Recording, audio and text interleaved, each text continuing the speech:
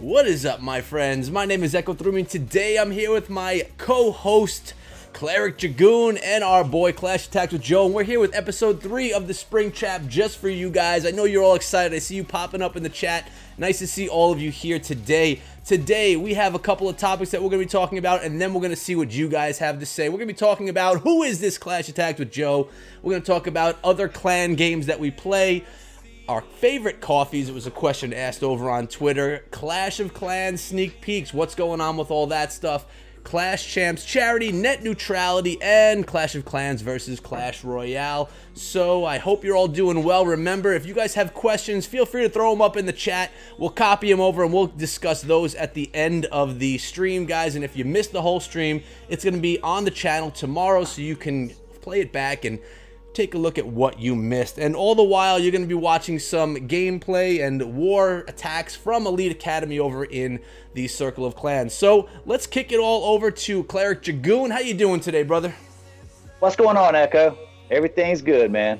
Good. I'm glad to hear it, man. And what's going on with you, Clash Attacks with Joe? Who are you, man? What are you? What's going on, Echo? Goon. Thanks for having me on, guys. How you doing today? Oh man. This is you know, I'm trying to watch myself on the screen, and then it's like a few seconds behind, so I'm like all confused and stuff right now. But yeah, you know, Clash Attacks with Joe. You can just call me Joe. You know, that whole mouthful of a name came out like a year and a half, almost 2 years ago. So it's just like, why did I name myself that? You know, like you don't even know. But yeah. Do you need me to talk about you, Joe? Are you feeling shy to talk about yourself? I don't know, you know, like I'm normally not really shy. Like it's just kind of like I got all this audience and stuff, you know, and then these big names and stuff. It's just like, I don't know, but yeah, about the channel, do everything now. Doing a little bit of everything. Doing war stuff, doing pushing stuff for the Town Hall 8s, doing farming things, like trying to cover multiple Town Hall levels, you know, dabbling a little bit in Clash Royale, you know, just all kinds of stuff. Just change it up, having a little bit of fun, you know. Yeah, no, I hear you. By the way, Joe, I like the way your content shifted to like, you know, you used to cover a lot, like me, cover a lot of league type clans, but now you're covering like some regular wars, which a lot more people see. I really like that move. Did you do that purposely, or you just started covering, or you just moved in some more clans that were not league based, or? Well, when I realigned Paradox with ADX, you know, we were not really, you know, ADX has a full Town Hall 11 clan, and then we got A-Team 2, Warrior, and Death of a King, which are just kind of like your basic, you know, farm war type stuff.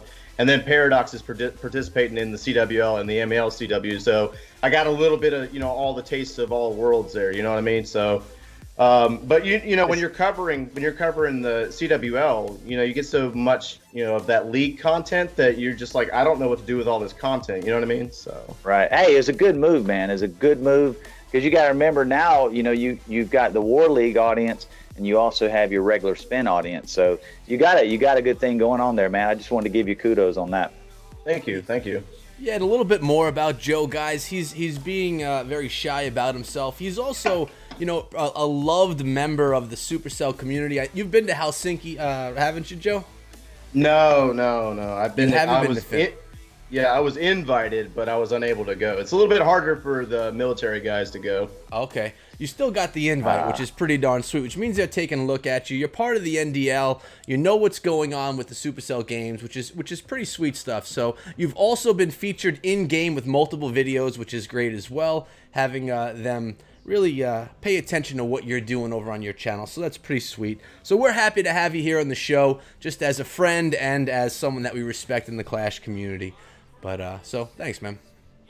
Thank you. Yeah, you're welcome. And if you guys are watching the gameplay right now, you guys will see that we just faced off against a fairly engineered clan over here. So that's why you're seeing some of these lower level attacks. But so you check this one out right here. Nice base. But why don't we jump into our first question of the day? And that one was actually a question from over on Twitter by Sir Winky. And he says, is Clash the only game you're part of a clan? Do you play any console games, or that basically you play as part of a clan? So why don't I start out by answering that one myself, being that it was directed towards me. And I mean, I said it in the last Spring Track episode as well, that I was really a first-person shooter kind of guy, and I just made my way over to Clash of Clans. I actually played Star Wars Commander, I think it was first, kind of got me into the whole Clash kind of game, and then I realized that Clash of Clans was just much better, made my way over there. But for now, the other game that I play a lot of is Clash Royale. I probably play, you know, 75% of the time when I'm gaming on my phone, it's Clash Royale. The other 25% are Clash of Clans, which may be surprising to you because my channel is primarily about Clash of Clans. But I play a lot of Clash Royale. I love it. I love how it's, you know, it's you versus one other. It's just it's a great game for me. And we're going to talk about that towards the end of the show as well. And another game, another two games that I mess around with a little bit are both Brawl Stars and Boom Beach. So how about you guys? I'm basically all Supercell stuff right now. So what about you guys? What are you doing? Well, for me, I started as a first-person shooter guy back in the day, man. PS2. I've been playing with the same clan. You guys might have heard this story before, but I started a clan on the PS2. We used to compete pretty heavily, and I kept playing with those guys right on up to PS4. In between, I think PS3 and PS4, I got involved with Clash of Clans. Most of my first-person shooter clan, which is called Cleric or Cleric Reborn, depending on, it started as just Cleric, but Cleric Reborn later on the PS3. But we, most of them made the transition to Clash of Clans. I actually told them what a great game it was. I was like, guys, I downloaded this phone game, and it's freaking awesome. You got to get it, right? So then we had to figure out, how do we make a clan in this phone game? So we did that, and the rest is history, man. So, and a lot of those guys are still hanging around in the circle of clans. So yeah, and we still play on the PS4, Star Wars, and Call of Duty right now. And how about you, Joe? Can you tell I'm farming right now? You know, the funny part is I started out on RPGs and first-person shooters for a while. I got hooked on, what was it? Gears of War. I got hooked on Gears 2 when the Xbox was like new online. You know, everybody was kind of being able to play against each other. Got hooked on that for a really long time, and then I got my hands on what was it? Skyrim. Holy crap, man! Yeah, Skyrim kind of ruined my life for a little while. But then I got back from deployment, decided I'd never touch another console game, and I downloaded Clash of Clans by mistake, to be honest. Like, it was one of those advertisements on Facebook or something like that. And I started playing it, and I thought it was pretty stupid, and then I stopped playing it for a while. And then you know how people at work, you know, they start talking, and all their phones go sideways, and you're like, what are you playing? And they're like, oh, I'm playing Clash of Clans. And I was like, oh, all right, fine. So, you know, that's kind of how Paradox got started in the beginning, was just like, you know, 10 people. We had like 10 people from work or something and started playing it. And, you know, I played that, and I played Royale, but I play Clash of Clans more because of all the accounts that I have going on. Plus the league play ties up a lot of time. So I don't really play anything else other than the Supercell games right now. Yeah, you're in the same boat as me. Which one do you prefer playing personally? Just we're going to jump ahead a little bit. Do you prefer playing Clash of Clans or Clash Royale, or does it depend on the day and the rage?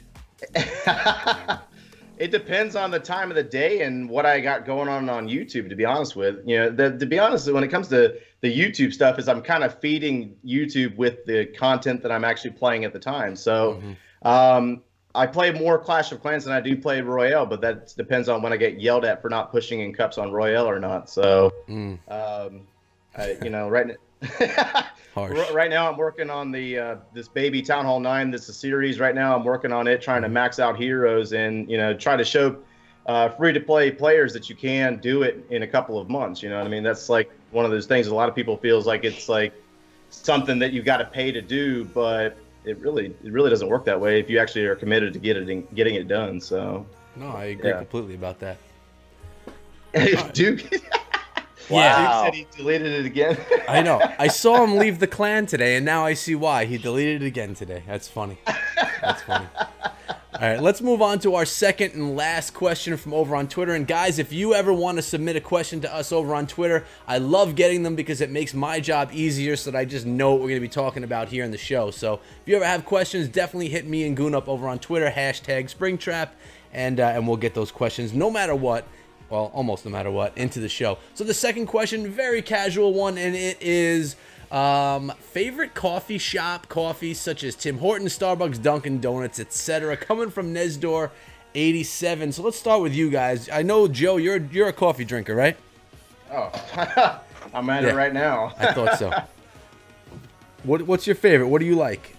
The funny thing is we got a Starbucks up the road, but I just don't care for Starbucks. It's a little overpriced for me. I mean, I just feel like it's super overpriced and it's not worth it. I drink this stuff called Javante or something like that. It's Swedish. It's like a yellow bag you get. It's pretty pricey, and it's not like your average coffee grounds. It's more like espresso, and I like my coffee straight black. So I mean, you know, but then again, it kind of works out with my diet. I hear you. And Goon, are you a coffee guy or no? Well, sometimes, but I'm not. I could take it or leave it. I mean, I used to when I worked a particular job where I was sitting at a desk all the time. I would drink coffee, but I'm past that job now, so I don't drink as much. And there is a place around us called Port City Java. I'd go there from time to time. You know, if I wanted like something like a macchiato or something like that, some weird coffee configuration. I know that's not real coffee, Joe. I was going to say that's not coffee. But I mean, you know, that to me, that's coffee. I mean, I would always, for me, coffee's a lot of cream, a lot of sugar. That's just me. Oh. So, you know. Light and sweet, huh? You're that guy? You're that guy. Yeah, for me, if I had to choose between Dunkin' Donuts and Starbucks, it's going to be Dunkin' Donuts every single time. I also, like you, Joe, I don't really care for Starbucks. Not even because of the price, just because of the taste of the coffee. I'm just not a huge fan of it. But if I had to choose between like a Quick Check coffee, I don't know if you guys have Quick Check by you. It's kind of like a Wawa. It's a gas station, huge convenience store, and their coffee is the best in my opinion. I go there over Dunkin' Donuts if I'm not too lazy and if I don't mind getting out of the Jeep. So that's my favorite. I also, when I use my Keurig, I like Green Mountain. Flavoreds are cool. Regular is cool. Doesn't matter. I do use sugar and a little milk. No light and sweet, but definitely not black like you're doing, Joe. I can't handle that. Oh, come on. I know. It would be better. It would be better for me. I have to agree with Nez, though. Nez said Timmy Hose. I love Timmy Hose, but we don't have that down here. Yeah, I had a friend that was shipping it to me. It's really, really good. Mm-hmm. I agree. Isn't that an up by Canada type of thing, Tim? Yeah. I think so. Yeah. I think so. All right, well, that's it for the Twitter questions. Let's move on to the stuff that's maybe a little bit more serious and what people want to talk about a little bit more, and that's the Clash of Clans sneak peek. So if I jump up here, I have our peek number 1, which was day number 1, where Supercell dropped the first hint, and it was of the caravan coming to the game. This isn't the newest news, but it's still hot talk. Everyone wants to know, what are these clan games coming to the game? So why don't we start with you, Goon? What are you thinking about clan games? What do you think they're going to be? We didn't really get much besides these clan games are coming. Well, unlike you guys, you know, I'm not on the NDA, NDL, whatever, the dev team, so I literally have no idea. It sounds interesting, but will it be engaging? That's my thing. It's according to how quirky or goofy it is. If it's actually something stimulating that would improve engagement in the game, I'm definitely for it, and you know, I hope it is. I don't know. I don't know. Mm-hmm. Yeah, Joe. I'm blank. I drew a blank on that thing. I'm as far as clan games, I just have no idea what route they're going here. You're supposed to be the professional here, man, with all the answers for everybody. You're in the same boat today, huh? Yeah. Well, Joe, I know that Joe and I may know a little bit more, but we have to sit here. There's only so much that we can talk about because, you know, of the NDA. But Joe, what are you thinking? What are you excited about? Is there anything that you have to say about this first sneak peek? Well, I mean, I first will say that NDA is not all that it's really cut out to be. I mean, it's not. I agree. Don't feel bad. Don't feel too bad. You're not really missing that much because there's really not as much information shared as even most people would think it is, to be honest. Yeah, I don't know. I feel like they're dialing it back right now, and they are taking not just one community, but everybody in the thought process on what they're doing with the Clash Games idea. I feel like it's more derived towards the casual player or the free-to-play player. You know, I don't know. Yeah, it's going to be interesting how it's received. It looks pretty cool, but I don't know. You know, it's like, I think it's cool, but I don't really see it as a fix for what we're looking for right now. To me, it feels like something that should have been in the game a long time ago. Yeah. Oh, wow.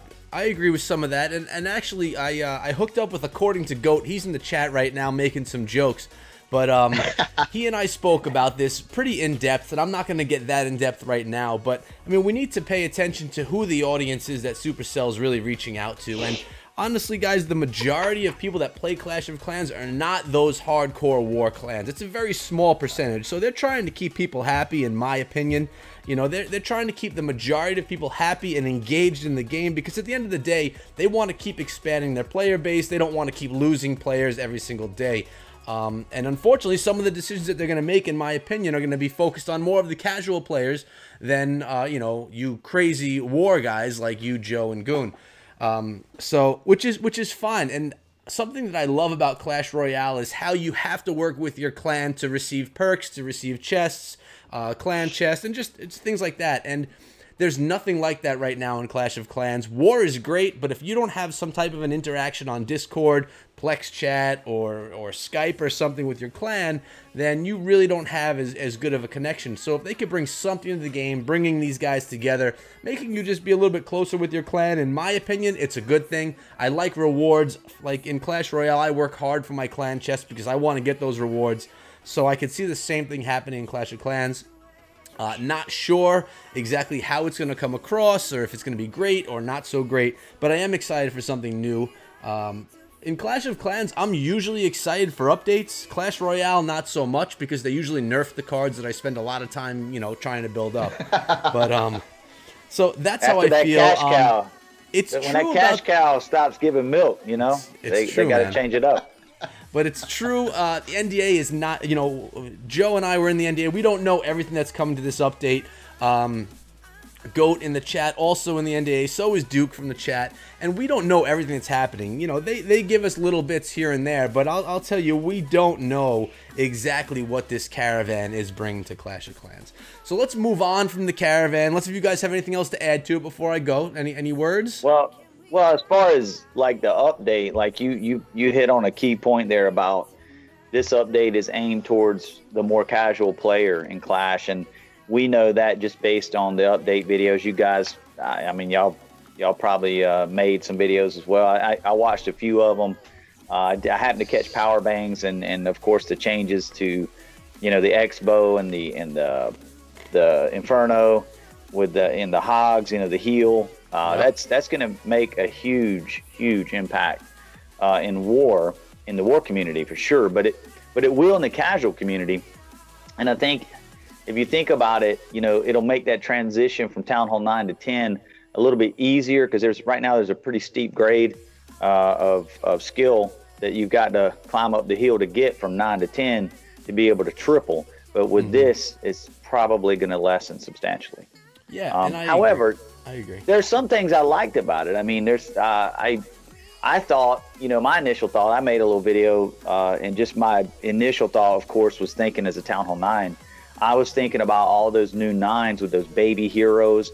You know, you got a Golem buff and you got a Lava Hound buff.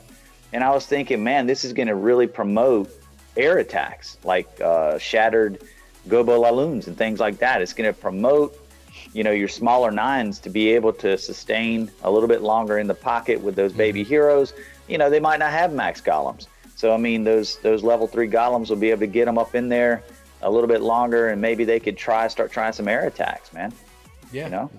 No, I agree. For the casual player, it's going to allow them to have a bit more success.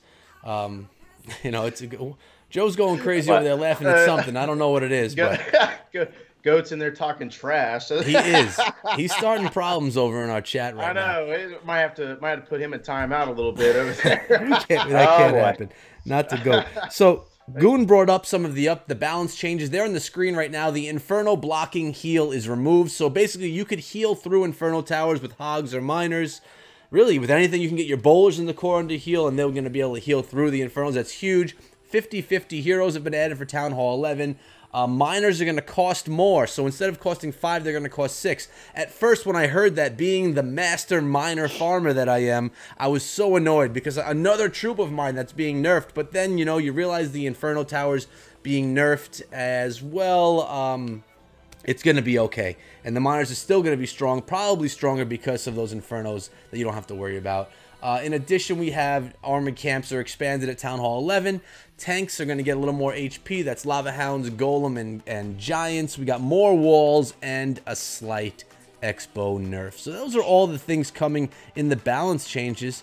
So really, that's all we've heard so far. I know that there's a lot more sneak peeks coming, and you guys are excited for them. I mean, do you have any ideas? Any I gotta say this. I gotta say this. There's a large uproar. We know. You know, Late Sleeper, me and him were talking about it even today. And there's a, you know, in the war community, a lot of people were upset about this. But guys, remember this. Remember when they buffed balloons and everybody was like, oh my God, these things are OP. And everybody started using balloons. Well, then Supercell's like, we got to do something here. So they kind of reeled it back in, changed balloons, you know, changed the speed and all that stuff, kind of nerfed them a little bit. And got them back in control. So if this game, like when they make these changes, these are some huge changes. And I think if it became like super easy to 3-star at 10 or 11 because of these changes, and people are just rolling bases in these wars, they're probably going to take a look at it and realize, we might need to make some changes here. Well, and I think they'll try to check and balance it to where it's not completely ridiculous. So if that's a true statement, Goon, what's going to happen to these witches at Town Hall 9? Well, hey, I'm surprised they hadn't nerfed them yet.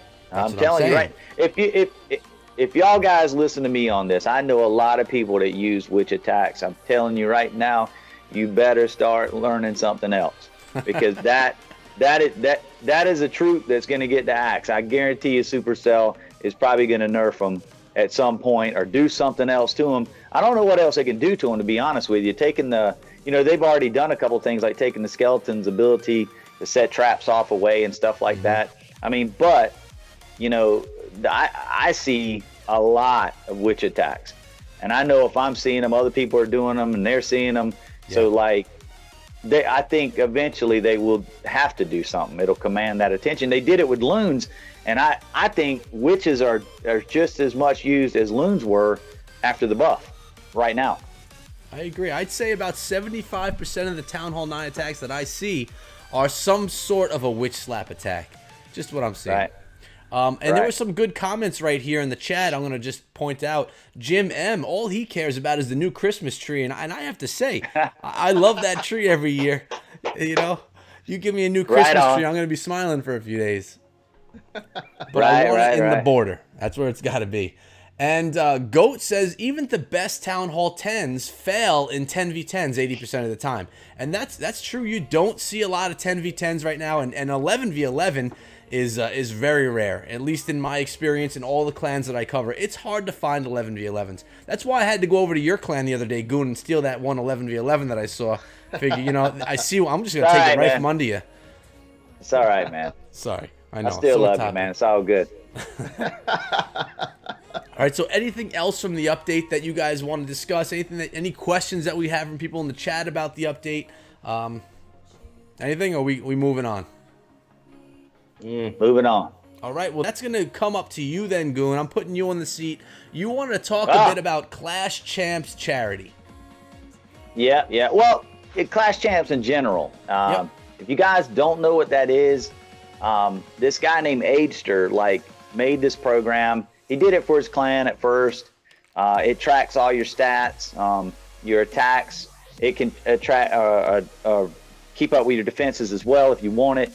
And he started telling me about it. And he said when he started making it and his clan started using it, they were like, "Dude, this is so awesome! You got to share this with the world, right?" So he started promoting it, and I got in contact with him on Twitter. He kind of explained it to me, and we did a video about it. And the thing is, like, it's really cool, man. It takes no effort whatsoever, and you can sign your client up for it, and it takes no effort. It tracks everything. It tracks like let's say once a month you want to do like a tournament in FAM, but you don't want to have to go anywhere like we do for, CWL and other things where we're supporting our family. Literally, wherever you are, it's tracking your stats. Any clan you go to, it's tracking your stats. And at the end of the duration of the tournament, it sets forth a winner in Town Hall 9, 10, and 11. And it's really, really cool. So I really liked it. I was like, man, this is very interesting. It doesn't require a whole lot of effort from the people who are signing up. All they got to do is just go to a site, click on it, sign into the tournament, and it starts tracking their stats when the tournament goes live. So like, it gives you bragging rights. Like you say, well, why would you be interested in that? Well, think about it. If you sign your clan up for this tournament, when they're in war, they're more likely to do their best during attacks because they're in that tournament. They don't want to do good. So it gives them a little bit of incentive as well to do their best attacks, obviously to plan and to execute a little bit more, I guess, carefully if they're trying to win that tournament. So it's just kind of a thing like that. But it's about bragging rights. But he does keep the winners of each tournament, and there's some kind of long-term plan with all the tourney winners, like some kind of champions type thing or something. But anyway, the thing that you're talking about, right? So Aster contacted me before we made that video, and he told me about Able Gamers, and that is a company that helps people with disabilities to be able to play video games. Whether if they can't afford it, they'll even buy them a game system. But they make controllers and other type stuff to where with their disability they can be able to play video games. It's really cool. I would suggest you to search it up on YouTube, Able Gamers, and that's the tournament. Let me click on it right now. And the tournament right now begins in 4 days. We've got about 87 people in it right now signed up. So please, if you're not in it, guys, get involved. If you don't, obviously they're trying to raise money for these guys, but you don't have to pay any money to join the tournament. If you just want to play and participate and share it with your clan and your friends, that's great. Ultimately, it's just about enjoying this thing here and helping these guys out as much as we can. So that's about it. Joe, have you heard anything about Clash Champs at all? I read up on the website the other day. I think you shared something on Twitter, I believe it was, a retweet or something. And I clicked up and read up. It looks really cool. I mean, it's still kind of new in its infancy, isn't it? Yep. Yeah, because I was going to say I hadn't heard of it before. I hadn't really seen too much chatter about it. So I went to the website the other day and was kind of scrolling through, reading up on it. It's really, really cool stuff. I'd like to see it probably get a little bit more established. Yeah, and right, hopefully that happens. Well, Aster's on it, man, and he's constantly improving the site. And like I said, the tournament setups are cool, man, because you could do, you could do like a offensive only. You can do offense and defense, or defense only. It just depends on what you want to do for your team and what you want to improve on that month. You know what I'm saying? What your goal is for your team. Yep. All right, so let's move on to our next topic. Actually, before we do move on to the next topic, I've had a couple of comments in the chat that I wanted to address. The first one is, what flavor G Fuel am I drinking right now? And well, you can't really tell in this bottle. The first bottle is long gone. You can see a little bit of red in the bottom, but it's a fruit punch kind of night tonight, guys. I was stuck on that strawberry shortcake for a while, but it's fruit punch tonight. That's that first question. The second thing I wanted to say is, I keep forgetting to shout him out, but Chris from Graphic Designs, he made our little logo that you see blinking up there. It's just a little something to add to the stream, little springy trap thing going on. So he's over there on Twitter, and his Twitter, I'm not sure exactly what his Twitter is, but you can check out Chris Designs. And lastly, Skull Y, or Scully, I guess, wants to know our opinion on 50/50 heroes. What do you guys think of that? You think that's a good addition to Town Hall 11? Bumping up 5 extra levels? I think I'm so. gonna hate that grind, but I think as far as doing 11v11 hits, obviously that can't hurt at all. But Yeah. that grind, I just got my queen to 45, and wow, 5 more left. Back at it, man. Yeah. Back at it. I think it works. I think it'll work out fine. I mean, we'll have to see it. We'll have to see it played out before we can really kind of justify. I mean, I have a team to go to, and they. I mean, even in a 40 versus 40 war, all town hall 11s, we only get like maybe about 5 to 6, 11v11. So I mean, even 45 and 45 aren't fully, there yet. So I don't see why an additional 5 levels would be exactly too much. But I mean, again, we'll have to wait till it hits, wait till they get maxed out, and see where they go with it, how bad it is. You can't say it's too much. I mean, there's never 11v11s. It's very rare. So given a little bit of an opportunity for those heroes to do a little bit more work, it's an easy fix, and also it's easy to nerf it if you have to. You just buff a defense or two, and you can really even that out if that needs to happen when everyone has those 50s. But all right, let's get back into the plans for the day. Again, guys, in the ticker that's underneath the gameplay, you see all the topics that we're talking about today. So if you're ever having a question as to what we're talking about, it's right there. And someone's asking what kind of bee fuel you're drinking right there, Goon. Well, I only drink the blue kind of bee fuel. I got the label covered though. I don't want to advertise them yet. They hadn't picked me up as a sponsor, so I'm not quite there yet. But it's bee. It's definitely some bee fuel. That's bee fuel, man. It's good stuff, man. One flavor. They're trying to expand, but they only got one flavor right now. One flavor, the bee. That's fine. All right, so let's get on to our next topic. It's a hot topic right now, guys, and it's net neutrality. If you guys don't know what net neutrality is, in a nutshell, it was just voted on. I'm not sure exactly where. I'm not into the politics at all, but it was just voted on, and it passed that internet providers can now control internet speeds, what you can go watch, and how much you have to pay to use certain websites and certain aspects of the internet. So potentially things like this could happen. If you want to use social networks, Twitter, Facebook, Instagram, you may have to pay for a package on top of your internet fees to utilize those sites. So for example, and this is all just hypothetical, you could have to pay $10 extra a month on top of what you're currently paying for your internet just to use those websites. Then if you want to use Netflix, Hulu, YouTube, video streaming sites, you may have a fee to pay for those. And basically the internet can be broken down into different quadrants where you have to pay different amounts to do different things. It could even go as far, and this is a stretch, but it could happen because there's no limits on what the internet companies can do as far as pricing goes. They could even charge you per email, per Google search. I don't think that's going to happen because of competition, and that would make people go insane. But it could happen because there's no regulating laws. So net neutrality for big business is good.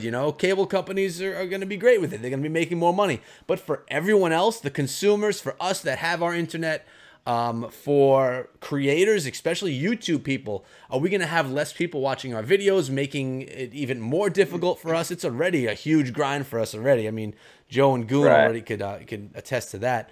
But I mean, for me, I'm someone in my house, I've already cut the cable. I don't have regular cable in my house. I have Hulu, Netflix, and the best internet package I could buy.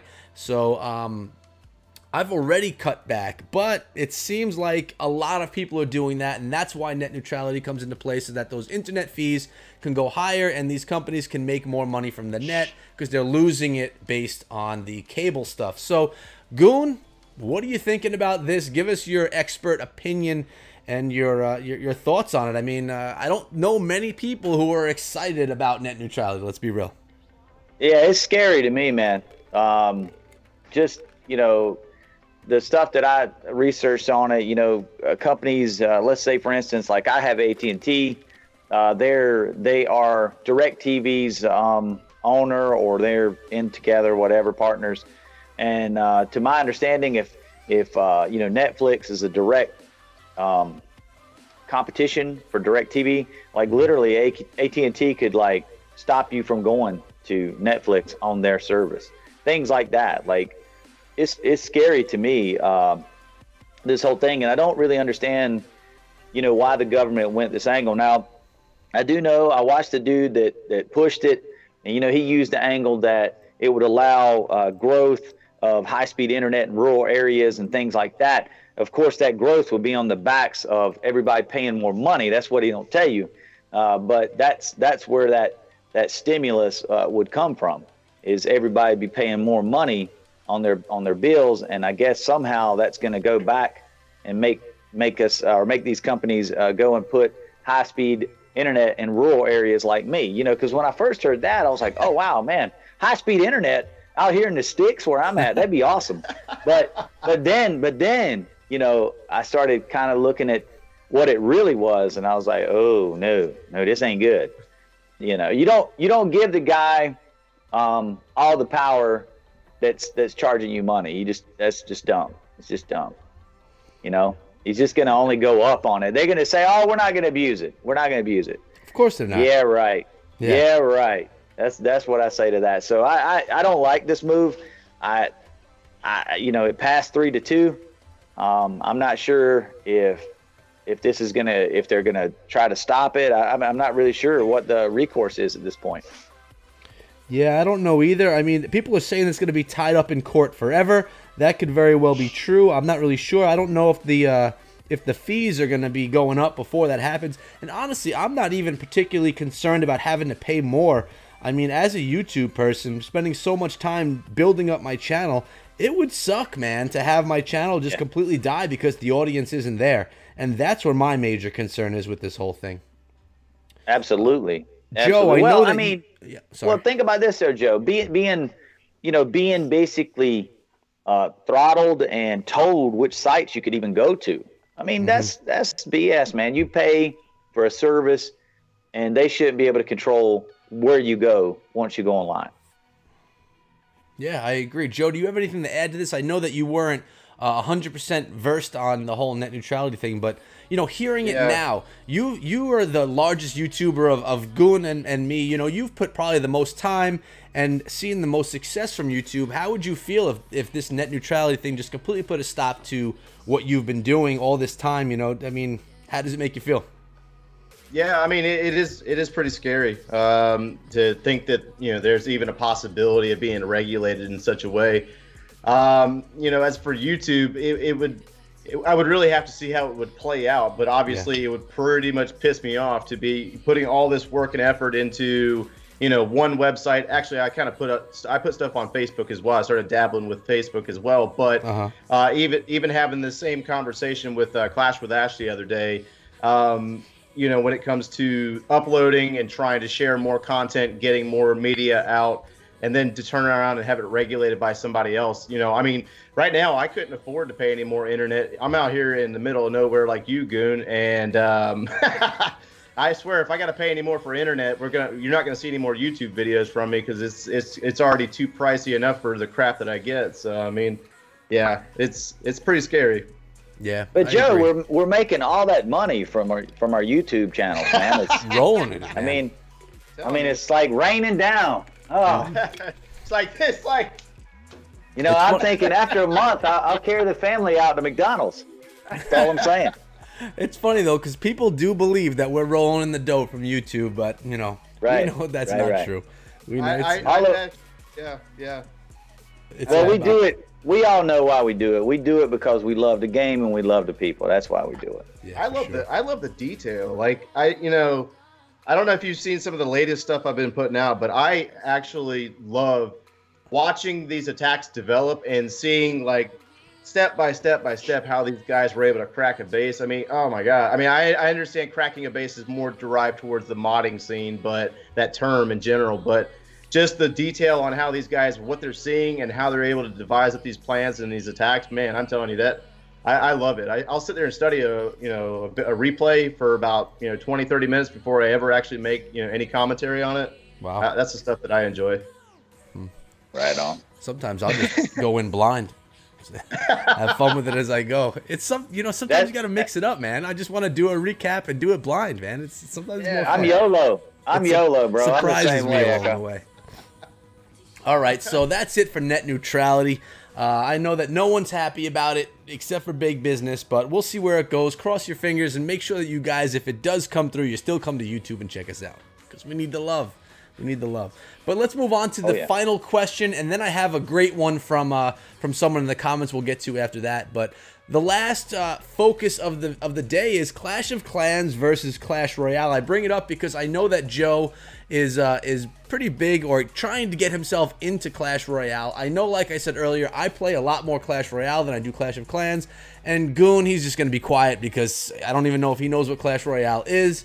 But what is that? What is that? Exactly. Is that another Supercell game? It's just a game where you hold your phone the opposite way and you play it. Same thing, you know. Is that the one with the boats where they're riding around the water and stuff? If you know, that's another idea. That's a new one, man.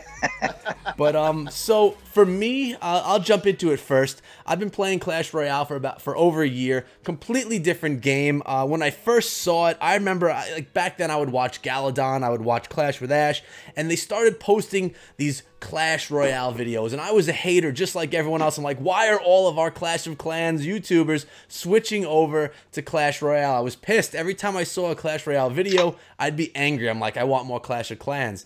So I think it was like winter break or something. I had a lot of time off, and I just said, let me just try it. And I did, and the game is fun. It's that head-to-head, player versus player. It's skill against skill. At least back then, it was a lot more skill against skill, at least in the lower arenas, where, you know, you learn the cards, you learn what they do, you put your plan together, and you take on your opponent 1v1. Obviously, it's not 100% like that. It all depends on card rotation, card levels, and all that stuff. But it was something different than Clash of Clans. It was, you know, you win or lose based on yourself. In Clash of Clans, it was war. You know, you could have a six-pack in war, do a beautiful job, and your clan falls through and you lose the war. So I like the you know, it's all on me aspect to it. So I also like grinding. In Clash of Clans, you know, my favorite thing to do in Clash of Clans is to grind out my base, to farm. So for me, 50-50 heroes is great, because when I finally grind through 11, it's gonna be a longer grind, and I enjoy that. So in Clash Royale, it's the same thing, grinding out chests, grinding out challenges, and you know, upgrading those cards. I don't know how I'm gonna feel when I have all maxed out cards. I know it's gonna be a long time from now, but when that time comes, you know, it's gonna be different. But so I'm giving you all the positives. Then I'm going to go to Joe, and then I'll come back with my negatives about the game. But I also like that they're updating all the time. New cards are being introduced all the time, which completely changes the meta. I love that. They're very on top of it. The social aspect, clans working together to achieve things, all fantastic. And I love that there's a competitive scene because it's player versus player.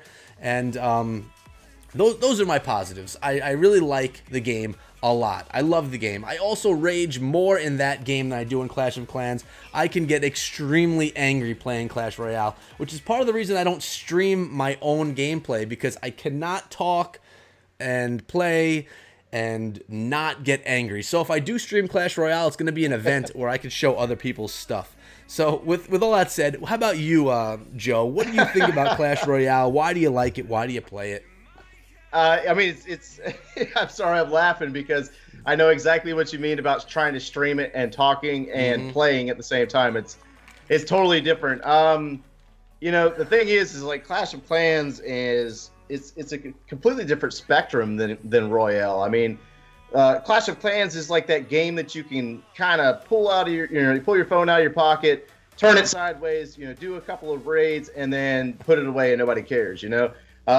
You know, you can secretly do it. You can have people talking to you while you're doing it, unless you're doing a war attack. You know, war attack's kind of like a little bit more of a game of chess. You have to actually plan and execute. But Royale, oh my God, like I gotta have my own little zone. Like I'll go sit out on my front porch and I'll have to turn the audio on so I can hear it, and don't talk to me. Like if I'm trying to play, don't call me. Don't text me, don't nothing, because if I mess up, I'm going to be pissed and I'm going to turn it off. I mean, it's really just a different feel. You know, like Clash of Clans is more laid back. You can kind of chill and whatever. But Clash Royale, it's like, you know, you're playing versus somebody and just one, you know, wrong move and you're pretty much, you can screw up your entire match. So I like the competitiveness about it. What I don't like about it is the fact that, you know, like the legendary cards, like I practically have to buy them almost, you know, like They purposely, after I hit 3,000 cups, they purposely put legendaries over in the shop, and it's like 40,000 coins or something like that for a legendary, and I'm like, but I don't have that one. Like, I really want it, you know? Yeah. Like, that's the one thing that kind of ticks me off about it. But what I do like about Clash Royale is the fact that the team is constantly adding new stuff. Like, they're constantly changing things. They're constantly, you know, every couple of weeks or every couple months, they're adding something new, a new arena or a new card or something, you know? And I feel like Clash of Clans has not, the team has just kind of neglected to add anything new to us veteran guys, you know, because we've been seeing the game for 3-4 years now, that they're not like adding something in there to kind of lighten it up for us. Yeah, and maybe that's what they're trying to do with this update. I'm not really sure, but it's a different game, and it's in my opinion, I think it's easier to update and freshen up Clash Royale than Clash of Clans. You add 3 new troops, you could completely change the meta. Now, yeah. I'm going to talk about a few things that I hate about Clash Royale, and the first one is, you know, well, first of all, you talk about buying your legendary cards. Cost 40,000 gold. That's great. You have your legendary card. Cost you 40,000. Well, if you want to push on ladder and you start actually getting high in ladder 4K cups, a level 1 legendary is not going to really work so well for you. You need to start grinding that out and getting your legendary cards even higher to be competitive. So to be honest, the majority of my cards in my deck are not legendary cards at all. I'm very happy in both of my decks, either the Hog deck or the Golem deck, with primarily commons and epic cards and rare cards. So legendary cards don't, you know, take over my deck. And you know, I remember when I didn't have all the legendaries, and I have all the cards now, but I was like, man, I just want that miner. I really love the miner. I just love the idea of that card. I got it, I still have it, and I still play it, and I still lose when I play with it. It just doesn't, I just don't do well with this card that I've wanted for so long, and it just doesn't work out for me. But what I hate about Clash Royale are the nerfs. And, you know, example, in the latest update, they nerfed the Hog Rider. It's one of the, especially when they nerf win condition cards that are the ones that go for the towers. That's a huge problem, because for me, for 3 months, I was requesting Hog Riders. I have enough Hog Rider cards to have it at max level. That's 3 months, 3 times a day requesting those cards. It's 100,000 gold to upgrade it, and now I'm ready. It's there, and they just did the update. And I'm back at Golem because the Hog Rider, it took a bit of a nerf. I'm not really sure if that's going to be a card that I want to spend 100,000 gold on. That's a lot. It takes a lot of time to get that much gold, especially if you're free to play. So, nerfing cards, I really have a problem with, unless if something's extremely overpowered, like dominating the game. And I don't think a lot of the cards that they do nerf do dominate the game. I'd rather them add a card to the game that's a good counter to it. So if the Hog Rider is in 90% of the top decks in the game, you know, create a new card that's a great counter to the Hog Rider. So if you're playing against it, you have another thing that can make it difficult as a Hog player, rather than making the Hog Rider swing his hammer a little bit slower and have you get less hits in the tower. My opinion. Joe, how do you feel about that? I mean, I'm pretty sure are you free to play in Clash Royale, or do you throw a few beans in there? I mean, the same problems that, you know, started in Clash of Clans has trickled over to Royale. Every once in a while, I kind of, you know, chip a little dime in there to, you know, get some that new, you know, it's normally when they add like an offering, whenever they have a really good offering, like back during what was the last one they had in Atlanta? I can't remember which one it was. Anyways, it was the King's Cup when they had the really good offerings. I'll throw a dime in there or two to, you know, get a couple of those chests. But other than that, I don't really, you know, drop too much into it. I'm not so high up on the ladder to where I'm not really affected as much like you are. Like, you're up in the 4K, you know, 4K range. I'm still down in the 3K, so I'm still facing a lot of noobish players that make really, you know, silly mistakes. So I'm not affected as much. I'm still using a hog cycle deck, and I'm not really having too many issues. But I can't stand the Golem. My God, I hate a Golem. I cannot stand it. I think the Golem is like way too overpowered in that game. Like, I mean, I know how to counter it, but it just feels like they try to throw it down, and then they try to stack everything on top of it, and it's like somehow it magically powers through and gets on the tower. You're just like, oh my God, I hate you right now. Like, yeah, that's why I love playing Golem, actually. Yeah, exactly. But you have those decks, man. There's decks that I cannot beat If I'm playing against a log bait deck with the Inferno Tower, that really kills me as a golem player. Also, Hog Executioner decks will murder me, and those really fast cycle Hog decks with the 2.6 Hog with the Archers, the Hog, and the Knight, and the Cannon, that deck just murders me, and I'm playing this heavy golem deck. I don't understand how it takes me down every time. Yeah, yeah. But, it's just a different feel. It's a different feel. You know, it's just depends. It's kind of like one of those things, like how you're feeling that day, what kind of music you're going to listen to. Am I going to play Clash of Clans today, or am I going to play Clash Royale? That's just kind of the way I feel about it. Yeah, I like that in Clash Royale. You could just jump into a match after match. You don't have to wait for things to cook. I really like that.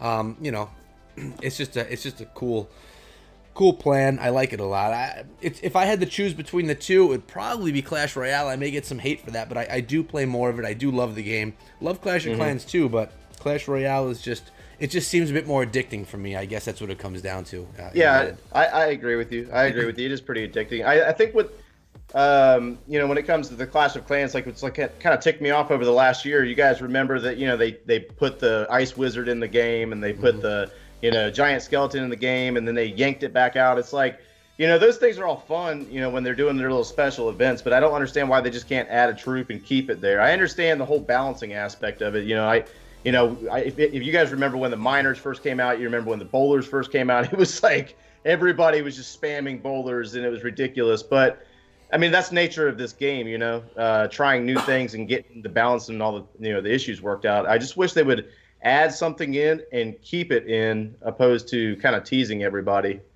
Yeah, just play with it for a couple of days and then take it away. Yeah.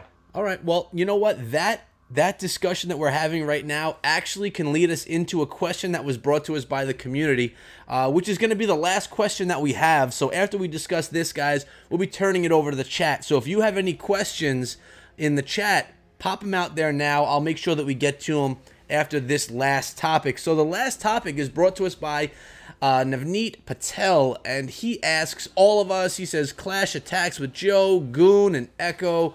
If Supercell asks us for a suggestion specifically, if Supercell came to us and said, if you could do one thing, one change, what would it be in the game? What would we let them know? What will we tell them that we would like to see change in the game if they were going to take our advice and run with it?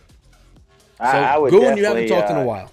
Hey, look, I'd tell them to add a new troop, because adding one new troop, like Joe was saying, it opens up the door to so many different attacking methods and styles, new content you can produce.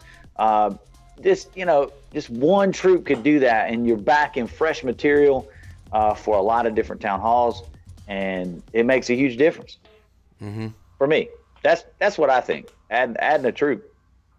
You think that's the game changer? That's the biggest thing that would make you happy? Well, as a YouTuber and a gamer, having a new troop, that just gives you more possibilities, depending on what the ability of the troop, obviously. But I mean, if it was something as sucky as a barbarian or archer, it's not going to do a whole lot. But I mean, a solid, powerful troop, like the Ice Wizards, like Joe mentioned, or that Skelly, man. That Skelly was bad, dude. That thing, hey, cheaper than a golem. There were so many different possibilities. I even seen a guy take out an Inferno. He launched an attack with one of them at an Inferno with a jump on a Town Hall 10v10, and he took the Inferno out, and then he followed the rest of his attack. It was really cool, man. It was really cool. And Joe, what do you think? What would be your suggestion? I got two things. First of all, bring back a name change so I can change the name of my main account so I can play my Town Hall 11 again. That would be great, because Supercell still won't change it. You know how many times I've told them that it's like an offensive name? I've told them that it was my actual first name and last name. Like, I made up all kinds of stuff. And I even talked to Anushka directly, and she was like, I can't do nothing about that. And I was like, really? So, but realistically, when the Builder's Base first came out, and hear me out before you say anything, I couldn't stand the Builder's Base concept. Like, it is what it is, right? But I loved the new look of the game on that side. Like, it just looked fresh, it looked clean. You know, the new graphics, the new defenses. It was just beautiful. My only one thing that I would really, I agree with Goon about a new troop or a couple of new troops. That would be great. But I feel like the game itself needs a new look on the graphics, a little bit more updated skins and graphics on the Town Hall side to make it a little bit more fresh, more appealing. Not necessarily appealing, but more new feeling to us players that have been playing since day one. I mean, it's the same game for the last 5 years. It just needs a new, a little bit more of an updated look, is what I feel. That could be cool. New look, new troop. Yeah. I have to agree with the troop idea. And also I agree with you, Joe. I'm not a huge fan of the builder's base. I think I know its place. We talked about it in the last Springtrap episode as well. I know its place in the game, but it's not something I'm in love with. But a new troop would be cool. One that could actually be viable, and again, like in Clash Royale, change the meta a bit, make it another option, so that maybe something that could be used at Town Hall 9. I'm sick of seeing those witches at Town Hall 9, man. We need something else there. But I agree that probably the troop is the best way to go.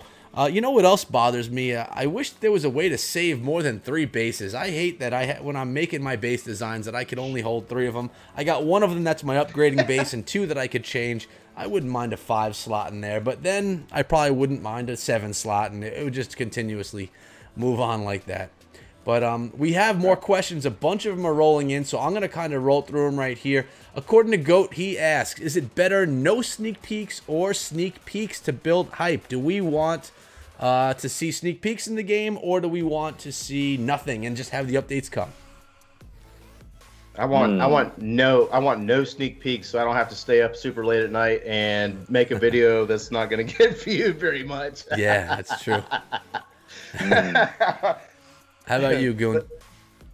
Well, I mean, I don't know. I kind of like the sneak peeks, but I don't do a whole lot of those videos. I did do one recently, like I said, and that was just my immediate thoughts on the aspect of air attacks. This buff on stuff. It just kind of made me excited about.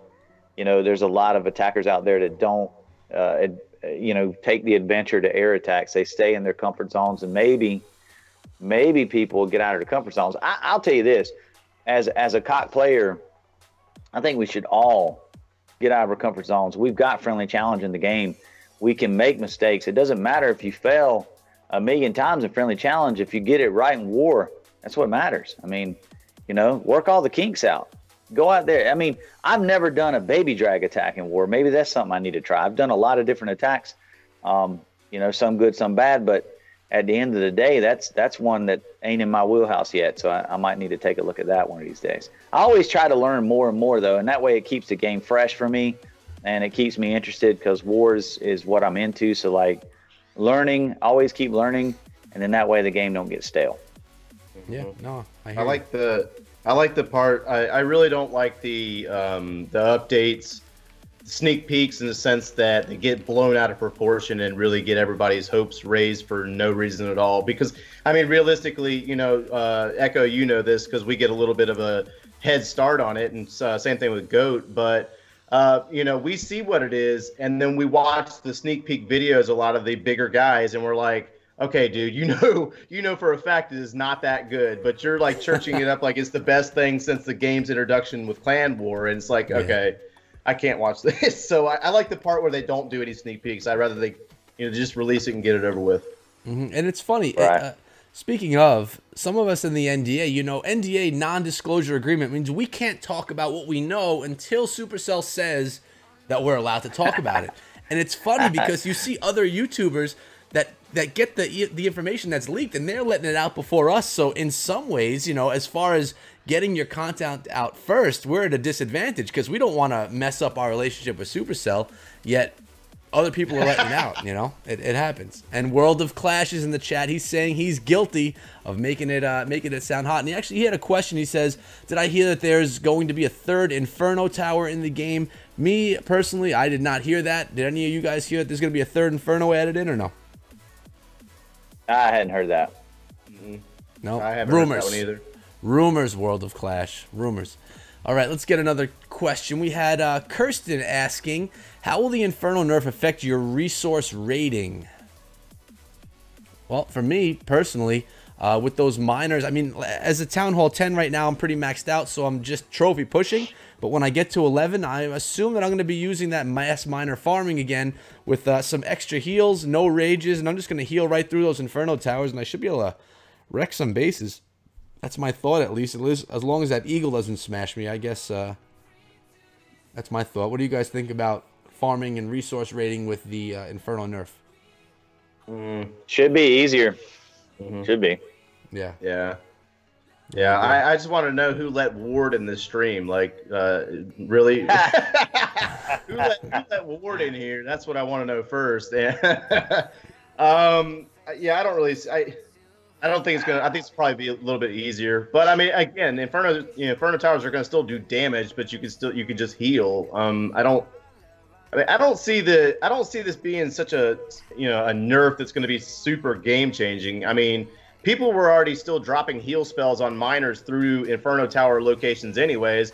You just had 5 beams targeting, 5 miners or whatever. So it's going to be, like I said, we're going to have to see how it plays out before, we can actually justify something on that. I think, for right now, I think it's going to be easier, though. Yeah, I agree.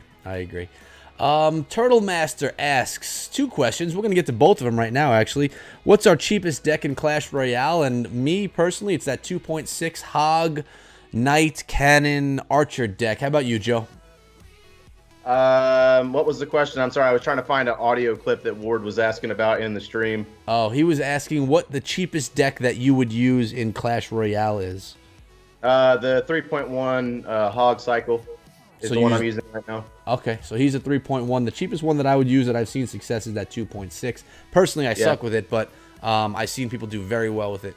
And he also asks, do I have an engineered base? Me, or do we, I should say. Me, I have 1 base. It's my Echo Through Me account. I don't have any other accounts. I know most YouTubers have multiple, but me, I only have that 1, and I take it wherever I go. Maxed out Town Hall 10 for the most part, besides some research. And that's it. How about you, Goon Joe? No, I don't you have know me, man. Yeah, no engineers over have here. any. I just got 1 account, man. That's all, man. I got 7 accounts, and none of them are none of them are engineered. I never saw the point. You really have that many accounts? Yeah. You have that many accounts? Yeah, I 7? have Town Hall 11. I have 2 Town Hall 10s, 3 Town Hall 9s, the Town Hall 8. Wow. Crazy. I'm just kidding. Echo's teasing me a little bit. I have a few accounts too, man. But a lot of mine are just for content. I've got some 9s with mid heroes. Matter of fact, I could probably try to use some of those for maybe some low level stuff, but right now I don't use those in war. I got enough war attacks with my accounts that are good for war, so I try not to get too stretched out, man, with those. I just use them to grab content. All right, yeah. All right, we got a question from Sights. He says, a serious question. Do you think that there should expand the battle arena? I'm assuming he's talking about in Clash Royale. Do you think the arena should get larger? Joe? No, I think it's fine. Yeah, I agree. And to touch on that, I hated that touchdown mode, which was with the wider no lanes. I really did not like that at all. So I guess that's an expanded version of the game in some way, and I didn't care for it. So I would say no, I don't want to see it expanded. Next question is from JJ. What do you think of the CWL final streams? Did you guys watch the CWL streams? Because I didn't. Oh, man. I missed that one, man. I missed that one. I follow the CWL action really intently all the time. I just missed this one. I don't know what happened. I watched the final stream. I'm still trying to figure out. We talked about this before we got started, didn't we? I'm still trying to understand why a Clash Royale commentator was on stage with Powerbang, commentating a Clash of Clans war. But it's good job, Supercell. I don't know, man. It was all right. They have their reasons for everything they do. Sure. They're not dumb. I don't know what their reasons are, but they're not dumb. All right, let's move on. 21st Gamer has a few questions. Can you tell us something about the new clan games that's coming out in Clash of Clans? In the beginning of the stream, we talked about that a bit, and none of us know anything specifically. We know that it's going to be something that brings clans together, has them working together, but really that's all we actually know. We don't know any specifics. And his other question is, when do we think Town Hall 12 is coming out? I think they're prepping for it right now. Mm-hmm. I mean, I don't see it coming out for another, I want to say about another 8 months to a year. I don't see another Town Hall level coming out until about next year, this time frame. But I think that I feel like they're prepping for it right now. I feel like in the next year, Town Hall 9 is going to probably, not completely, but it's going to start to feel a lot more like Town Hall 8, where it becomes a little bit easier for the casual player, and Town Hall 11 start staging for the next Town Hall level to come out. Yeah, and that's why when I was at Max Town Hall 9, I was thinking, maybe I'll hang out here for a little bit, really perfect my attacks at Town Hall 9, and then move forward into Town Hall 10. But, I always was concerned that Town Hall 9 might become extinct when Town Hall 12 comes along in some of the higher level clans. I'm not sure if that's going to happen or not as far as extinct goes, but that's why I just decided as a YouTuber, I need to be able to be up there with some of the best, and that's why I decided to just keep on grinding through, which keeps me out of war a lot because I don't always have a max base. So I agree, though. Town Hall 12, I'm sure it's on the way, and I would if I had to guess, I would guess Christmas next year. They're basically, they see all the numbers. They see how many Clash of Clans and Supercell, that is. They see how many max Town Hall 11s they have, and I'm sure it's an extremely small percent of players. So if you're not a max Town Hall 11, you're not really looking to go to Town Hall 12, unless if you're one of those people that will just kind of, work your way through and have a Town Hall 11 base, Town Hall, and everything else is, Town Hall 7 defenses. But they're looking at the numbers, and when those numbers tell them it's time to go, that's when I think they're going to go. Had to guess, I would say next Christmas. So that's just a complete guess, but let's go on to, we got a lot of questions coming in, so we're just going to keep on running through them. Sites. If I was to stick with one game, what would I choose? Royale or Clash of Clans? You guys? Clash of Clans for me, dude, but, it I depends. don't play CR. It depends. Yeah. I mean, right now I'd say Clash of Clans, but if they don't start doing some changes here soon, I mean, I'm gonna get burnt out on it. Yeah. I mean, you got 4 years. Come on now, it's. I've been with you, man. I was in it before Clan Wars ever came out. Me too. So. I remember when it was Clash of Clans, and we're not even facing other clans. What's going on here? I remember those days. But it's the community, the people are the reason why I still play the game. That's the honest truth. If it wasn't for like you guys or the Discord servers or the leagues, I'd have quit this game a long time ago. Realistically. Mm-hmm. And for me, if YouTube had nothing to do with it, if it was just playing the game, and obviously as a creator, YouTube does have something to do with it, but if it was just the game, I do love both, but if I had to choose one, it would be Clash Royale, only because I prefer holding my phone like this rather than sideways. It's the only reason. I used to get dimed out at work for that one. Last question I have for now, if more don't come in, from Cole Turner. Do you think they should give more space in the clan, meaning you could have more than 50 players per clan? Oh, that'd be nice. That'd be nice. What would that do to something like the Circle of Clans? 14 clans deep. If we could take a bunch of those clans and put them into one, would that be something that would happen? Would that change communities like the Circle? I don't know. Maybe there could be some implications in that, but really and truly, I think people would, they're kind of loyal to their clans. I think they'd probably stay there and just expand the clan. I mean, it'd give you a little bit more flexibility when it comes to recruitment. If you were top heavy, you wouldn't have to actually force some of those 11s out or 10s. You could just keep them and add some more 9s at the bottom. This gives you a little flexibility. I like that idea. I like it too. Joe? Yeah, I agree. He likes it as well. All right, Navneet got another question for us. He says, "What's your favorite troop in Clash of Clans and why?" Archer Queen for me, but that's just because I know how to use her. That's a lot of people cheating would say with that answer, I think, Joe. That's not realistically. Realistically, I feel the Queen is my favorite troop. I I mean, obviously you got to have healers with her to make it work, but it's it's one of those relationships. I've been doing it so long. That's definitely my favorite. I enjoy it. So the other ones, I don't know. I don't really care for the rest of them. Well, if we're answering that way, I would have to agree. The Queen is definitely the most powerful troop in the game.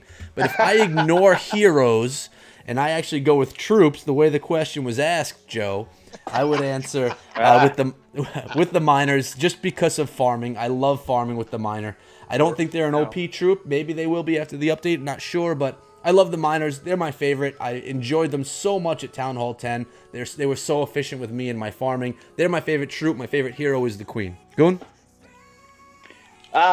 Favorite troop.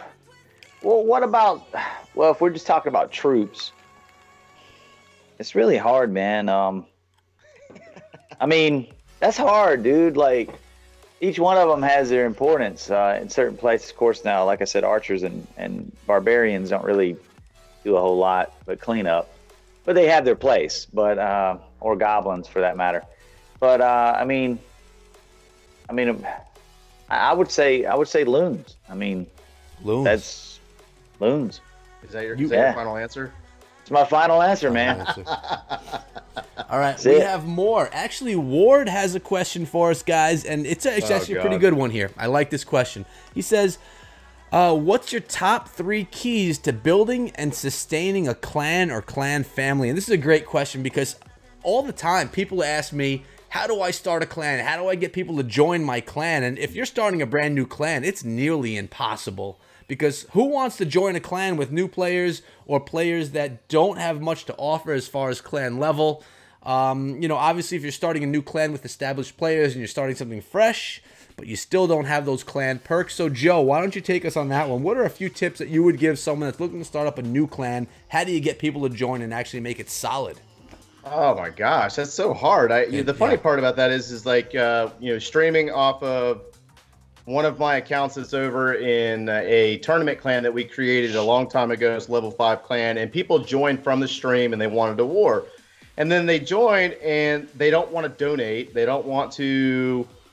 Hold on, I got one for you, Ward. Or maybe at least he just did the wrong one. Instead of doing me, he did his creepy hillbilly method, aka Alabama man. But you know, that's the great thing about being in the southern part of the great part of U.S. of America. You can just pretend to be great at things and not really need to be. You could even lose a war and just reenact it, and everybody won't even remember. Ooh, fucking roll tide. All right, that was for Ward. That's funny. That's some old stuff. But anyways, to start a clan and then to try to make it great. I mean, first it starts with the leader. You got to understand. You got to know what kind of clan you're creating. Like you got to have like established, like, this is what we want to do. Like, we want a war, we want to push, or we want to farm, and then you have to make it clear to the people that are joining. It's really hard to start a clan. I mean, that's kind of how YouTube even got started for me, to be honest. It's like, trying to create a clan, and then you got your family members or your kids or, people from work joining, and then you watch these YouTubers and you're just like, man, I wish I could get people like that, So it's just, it's really difficult. It's kind of one of those things that's trial and error until you get it right, I guess. Yeah, it's hard. I remember when I started the game, I started my own clan, and probably one of the best ways is getting actual real-life friends or even internet friends that are maybe starting out in the game, so you could at least get 10 people so you could war, enjoy the game, build some skill, and just start grinding up your clan. It's definitely a grind, though. Much easier to join an established clan, but if you do want to have your own identity and start your own clan, I'd say build a small base of people that you're going to join up together, grow together, enjoy the game together, and promote the crap out of it on Facebook and Twitter with any following. If you have a following anywhere, just kind of get 1 or 2 people from here and there, and and see what you can develop. But it's to say that you can just go on in and develop a clan from scratch and make it become one of the top clans in the game. It's a stretch nowadays. I mean, you have clans, level 16 clans at this point in time, and to catch up from level 1 is just nearly impossible. Actually, now I'm going to stop you on that. I'm involved with a clan right now that's a number 1 or level 1 clan. It's actually 2 league clans that merged together. They're German based, and these guys, man, they're getting it, but it's not a new clan per se. I mean, it's a new clan in level only, not skill set. Veteran player. That don't count. Is that neutralized? Ah, come on. We'll be seeing those guys. I believe those guys are going to make a push on either NDL or CWL, one or the other. But anyway, I want to recognize Clash Bashing is in the house. Another great tuber in the house. Yep, What's good up, friend Matt? of ours, Clash Bashing. Right on. And the last question that I have right now, what are your thoughts when you, what is this? Let me just read it. What were each of your guys' first thoughts when you first started Clash of Clans, and what made you guys want to become content creators? Well, I'll talk about myself first. Like I said, I started playing mobile games with Star Wars Commander. My brother-in-law, a huge Star Wars fan. I'm personally not, but he introduced me to it, and I used to be big into tower defense games. I think that's kind of like where my love for Clash started. I love tower defense, and this is just, there you go. This is just kind of a tower defense game on steroids. You know, you have to defend, you have to attack. It's just, I love the idea of it. So I did Star Wars Commander. It was glitchy. It was a decent game, not the best. And then I saw Clash of Clans, played it. It was better. It made the switch. Now, what made me decide to do YouTube? For many years, I was a website owner. I had a website called Game and Train about 6 years ago, which introduced gamers to fitness because I'm a fitness, fitness nerd myself. And so I did content from a blog aspect from that. Sold that website after about 3 years. I started one called Steam First, which was focused on PC gaming, Steam stuff. And then I said, you know what? I love playing this game. Why don't I just make some videos for Clash of Clans, the game that I love. I wasn't associated with any top clans. I was in my own small clan, and I just started making things that I enjoyed, videos that I enjoyed making, which were Clash of Clans and eventually Clash Royale, and it just kind of formed into there. I met people. In the beginning, I knew absolutely no one. Then I met people. I got introduced to the Bada Bing clan, started doing recaps for them, and through that, I met a lot of people, and, example, we got Joe and Goon in here today, people that, I'm happy to know and hang out with, and that's basically what got me into Clash of Clans. I love the game. My beginning videos, if you search my videos and you switch it to, like, the first posted videos, man, you don't want to watch those videos. They're bad, Yeah. I mean, they're embarrassing for me to watch. I may do a time capsule video one day, but it's just, I didn't know what I was doing back then. Not that I know much now, but it's just out of pure enjoyment. I love the game. It's easy to create content for the games that you enjoy playing because I'm doing it anyway. So I talked enough. What do you guys think? How do you answer that question? I forgot the question. Yeah, I know. See, the question was, I don't think you're paying attention is the problem here. It's what were your thoughts of the game when you first got into it, and what made you want to create content for it? All right. Well, I mean, for me, I don't know, man. I seen a commercial on TV, and I don't know, it was close to the Super Bowl time or something like that. I don't know. I seen this commercial, and I was like, no. It was before that, dude. Before all that. I mean, the game was basically brand new. So I downloaded it, and I thought it was just cool, man. I was like, man, this is cool because, before that I had played like Angry Birds and all these dumb games on my phone, and actually, it was a game about strategy and all these different troops, and you could formulate these plans. Of course, I had no idea. I really had to coordinate attacks at that point, but I thought it was really cool. In the first few levels of the town halls, it's really easy, rudimentary, quite simple. Got my buddies involved. We made a clan. I made a few calls to my online gaming buddies, and they got the game. And at first, it was just all about trying to see who could outdo each other in farming raids for cheap. Like if I spent 50 grand on my army, how much could I get, 1 million or 2 million or whatever? And we would post raids, and we'd brag about that. Well, then of course Clan Wars came, and then that's what made me want to do content, because there's guys in your team or in your clan that don't pick up to war as well. They don't grasp it quite as much. So I started making content to kind of help my own team at the time. Mm-hmm. Hey, look at this, guys. This is what you do here. This is what I'm successful with here. And so I started doing it that way. And then eventually I wanted to just help everybody, you know. I got going. I was like, hey, let's. It's kind of like Jake. He wanted to help us all suck less. I say I want to help us all be heroes. You know. I think you advanced. I think you advanced like 2 years after you started playing the game, Goon. Because I'm not gonna lie to you. When I first downloaded Clash of Clans, I thought it was boring as crap. I was like, what are we doing? Like, what is the point of this? Like, I played it. And then I was like, and then I stopped playing it for a while. And then, like you said, you just started meeting people from work. And then you started kind of like, okay, now I'm going to start grinding. And then you rush. Like back in the day, remember it was like Giants and Wizards were like super strong. And everybody wanted to be a Town Hall 9. Everybody had purple level 7 walls because there's no way in heck I'm going to upgrade to level 8 walls because those things cost $500,000 a pop. And I'm not spending that. You remember those days? Because I had pink walls, man, when I was 9. Pink walls. I wanted that queen. I wanted the queen, dude. I went boop, boop, boop, boop. But I just wanted to say that Ward still sucks. Hey, what's going on, Jay? Glad to see you here. Glad to see Bash. I was letting you guys talk before I actually said anything. But yeah, like I said, when I first started playing the game, I thought it was kind of boring because there was no clan wars. There was no, really... I didn't watch YouTube back then. I was a casual player, so I had no idea, what maxing out your town hall was or any of that stuff. I started, the YouTube content like, well, you guys got a taste of it already because Clash of Clans hooked me up real good. They shared all of my old stuff from like last year. What was it? How to use your wall breaker, how to use your gold. Dude, I made those a year and a half ago. That's back when I was like talking like this. Hey guys, welcome to Clash of Clans, and this is Clash Tacks with Joe here, and it was like, dude, get some energy in there or something. But it's like, that's how we all start, man. Holy monotone, bro. But scared of the mic.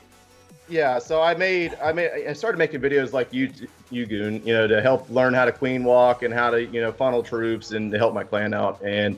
Meeting you guys, getting involved in the leagues. I even went to the Clash Live Chicago event last year, and it was just absolutely incredible to, hang out with a bunch of grown-ass children at the bar getting drunk and pulling their phones out and turning it sideways. It was a great time. So it's the community that keeps me coming back. Yeah, I hear you. Do you guys remember the day when it took 45 minutes to cook up a P.E.K.K.A. and what was 45 minutes for a dragon? Remember those days? Oh, yeah. That sucked. Oh, yeah. I did not like that. That was a great update when they cut down those cook times. Oh, yeah. For real. I don't understand how that worked, but... I liked it when they finally added the fact that you can, click your gold mine and collect all resources.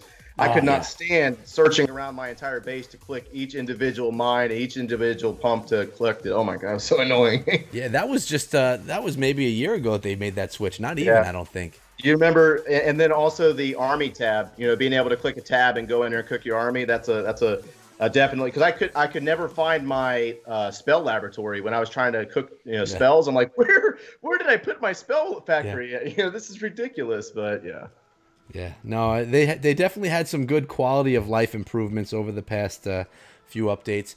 Me personally, I always welcome updates in Clash of Clans, even if it's in Builders Hall, Main Village. I enjoy it. I think that the game's 5 years old now. I mean, it's still going strong. I mean, it may not be as strong as it was, but it's still doing well for a 5-year-old game. And I still do think that Supercell does a very nice job giving it the attention that it needs so that it doesn't die. Because most games don't last that long. Let's be real. That's true. That's true. This game, it's got a special feel about it, man. I'll just say that for a mobile game to last this long, that's pretty impressive. Hey, but Cole Turner wants to know, for me and you, Echo, what inspired our names. So you answer first. Cole, my name was, and actually Joe mentioned the game before. I was a gamer as a kid, I don't want to date myself with what system I was playing, but I was a gamer as a kid, and then I stopped gaming for a long time. I got into sports, I got into martial arts, and I just got into other things. Then this game came out called Gears of War, and I fell in love with that game. Still may be my Gears of War 1, probably my favorite game of all time. I went out, I bought a 360, and I said, all right, it's time to make a gamer tag. And I was into and I still am into, hardcore music, metal music. So I was just listening to some songs, found some songs that inspired me, took a couple of words from all of them, that's, I mean, unfortunately, my story is not much better than that, but Echo Through Me is a combination of words from some songs that kind of, you know, hit me hard back in those days. And I mean, I'm talking Gears of War. How old is that game? 8 years. So Yeah, I've had the name Echo Through Me before I even was thinking of a YouTube channel. I mean, I've only been doing YouTube here at Clash of Clans for a year and a half, and it was not Atari Late Sleeper. I was not playing Atari. So that's how my name came out. It was just solely an identity that I made for Gears of War, probably the most badass game of all time. Goon?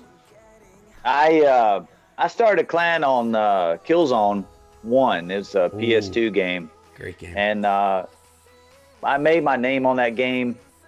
Cleric, it's kind of philosophical a little bit. You know, Cleric's a holy man, and then of course Dragoon is like heavy cavalry. So I thought of myself as heavy or holy cavalry. So like I made the clan called Cleric, and like I said, we've been going strong ever since. We're still on the PS4 together, and that's where I come up with that name. You know, it's just thinking outside the box sometimes. But I'd also watched a movie called Equilibrium with Christian Bale, and that's Grammaton clerics. They were skilled in gun kata, which was some kind of gun martial art. So as a first-person shooter, it just fit. It fit, and I looked up the name or the definitions for cleric. You know, just looked at that, and I was like, that's it. You know, eureka moment. That's the clan name, Cleric. And so back then, you know, when you made a name, you had to change, you had to change your name, totally. Like you didn't have a place to put your clan tag back then. You made a new name, new account, new name. So Cleric Dragoon was my name, and that's it. Yeah, a little deep. Yeah, Duke. I see you, man. I see you. But that's pretty much it. In a nutshell, we actually went #1 in that game, man, on GameBattles.com. So really, Game Battles. Of course, I almost got a divorce, but that's another story entirely. But anyway, it was short-lived, the glory of that, which nobody remembers. But anyway, there you go. There you have it. And Joe, is there something special behind Clash Attacks with Joe? No. No. No, it was making this YouTube channel, and my first name's actually Kenny, so it was like, so what do I name this channel? Because it was originally my personal channel, and I didn't want to be clashed with Joe, and that's just, I don't know. I don't even, I can't even make anything up, because it was definitely not my gamer tag on Xbox was Sarge Train coming from the Coal Train, from Gears of War. So yeah. I was thinking about using it, but once you make a channel, it's really hard to transition your name or change your name, unless you're like massive, like Cam or something. You know what I mean? So yeah, I just never rebranded and never changed it. I just rolled with it. So Sarge Cam, you said you were Sarge Train. Yeah, because I'm a sergeant in the Army, and then trained from the Coal Train. Coal Train, baby.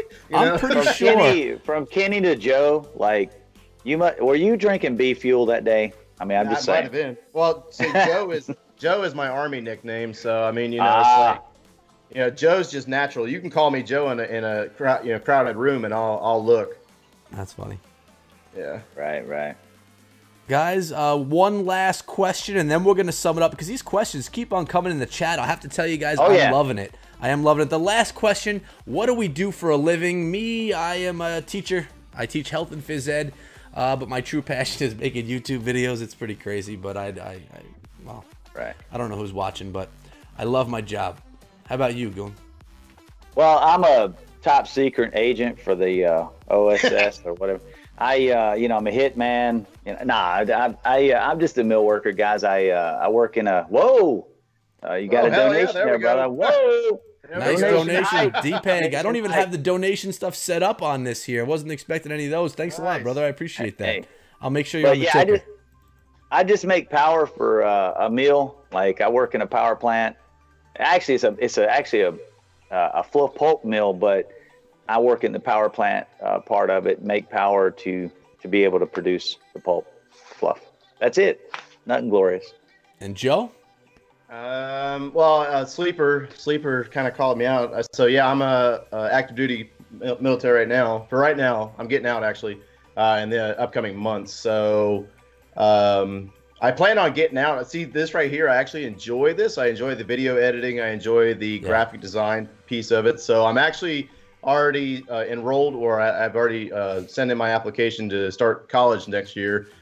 Take advantage of my benefits and go to school for graphic design and business to kind of apply to what I've already started on here. Now, whether Clash of Clans actually continues, this time next year or the year after, and it's actually a thing on YouTube, we'll see what happens. But at least I can freelance and do the graphic design stuff on my own. I actually do enjoy the creation of overlays and all that other stuff. Yeah, it is fun. I can't say I like doing the overlays, but thumbnails are fun. By far, I mean, I'm far from a graphic designer, but I do enjoy making the images. It's fun. I need to still work on my overlay work, though. Maybe I'll talk to you about it, Joe. But, guys, any last stuff you want to say? Any goodbyes you want to say to everyone? It's been a great episode. The chat's been rolling. I'm really loving it. Really stoked on how well it went. Who came through today? Anything you guys want to say? Why don't we start with you, Joe, being the guest on the show. Say your last words. My last words... Thank you for having me on, guys. It's been a great time. Actually had a really good conversation. We got pretty in-depth on a lot of different topics. Thank you so much out there to the stream chat. And, yeah, that's going to wrap it up for me, guys. All right. Goon? I'm just going to tell everybody, don't fret about this update. We've all had updates we fretted about and been out of shape about. I can remember, guys, the farming update with the town halls on the outside. Man, I was flaming Supercell on Twitter, dude. I was pissed. But the thing is, now it doesn't matter. It's fine. We'll adjust. Whatever happens, just calm down. It's going to be okay. Yeah, I agree. Now you, Echo. I agree. I agree with that. I want to say thanks. I'm really excited. I mean, Goon and I have been throwing this idea of this show around probably for 2, maybe even 3 months. And it's episode 3. We've already had 2 great people on the show as guests, and we look to have new guests every single week. Wondering who it's going to be next week. You guys coming down here supporting this stream and this show has been awesome. Honestly, it's a lot of fun. Basically, we throw a few ideas together and we just talk and have fun. And being able to have you guys engaging with us is just, it makes it a good time. I mean, this show's been running for an hour and a half already today. Longest one yet, the 3rd one. So, I don't know. I'm just really happy that I'm getting the support and that Goon is getting the support on this show so that we can just keep doing it because it's a lot of fun for us to do. And it's stuff outside of Clash, which is great because, sometimes you don't want to talk about Clash of Clans the whole time. You want to talk about some other stuff, and it makes it a little bit more fun. Although today was very much focused on Clash, mostly because of the update coming. But, so thank you for everyone that came down. I appreciate the love. I know that Goon appreciates it as well. And if you haven't followed any of us on Twitter, underneath our names right here, you have our Twitter handles. You have Clash Attacks with Joe, with the underscores in there, Cleric Dragoon, and Echo Through Me. Hit us up over on Twitter, and I believe in the chat underneath our, in the description here, I do have everyone's YouTube channels as well. So if you want to, if you like what you were seeing, go over to their channels as well. I know that the show is being hosted here on mine, but make sure you give some love to Joe and Goon as well. Shout out to DPEG for the donation. Wasn't expecting that. That was pretty awesome. Thank you very much. And hey, don't forget, Echo, guys. Next week we need your questions. Go to Twitter at me and Echo #Springtrap. Ask your question. That's how we set up the ticker for each show. We'll get a certain amount of questions. Obviously, we can't fill them all, but try to get your question in. We'll select it, put it on the show to be on the ticker. Obviously, we can get you in the chat as well, but this is in between the shows. If you got a question you want to hear discussed, that gives us a little time in between shows to look it up, whatever it is. Like net neutrality, for instance, big topic. I've definitely done some research on it before tonight. And so, anyway, get those questions in, guys. Yep, that's it. So it's been a ton of fun, guys. Thanks so much. Thank you, Joe, for coming down, man. I'm really stoked that you were able to make it down. I respect you for what you do on your channel and just for the stand-up guy, the nice guy that you are. Really happy that you could be here with us on the Spring Trap. So thank you and much love to you. You guys better go check out his channel. Throw him a sub if you haven't already. But honestly, you probably all do subscribe to Joe already. It's probably why there's so many people here watching. It's because Joe's in here and you know, all the fans came out for Joe. But guys, that's been it for now. I really appreciate you coming down. I'll see you guys. I know that Goon has videos out every single day, and Joe has videos out every single day, and I come out with videos every single day. So you definitely should be checking us out. Good content coming from all three. And yeah, that's it. Share the love, share it with your clanmates, and I'll see all of you guys back here next week on the Spring Trap. It's going to be the weekend right before Christmas, so maybe we'll have some holiday themed stuff going on. Maybe Goon will be drinking. What's that stuff they drink at Christmas, Goon? Eggnog? You'll be drinking that instead of the... Yeah. Maybe. Maybe still the beef fuel. Who knows? But guys, thanks so much. Take it easy. I'll see all of you back here tomorrow for a video and next week for another episode of the Spring Trap. See you later, guys, and be good.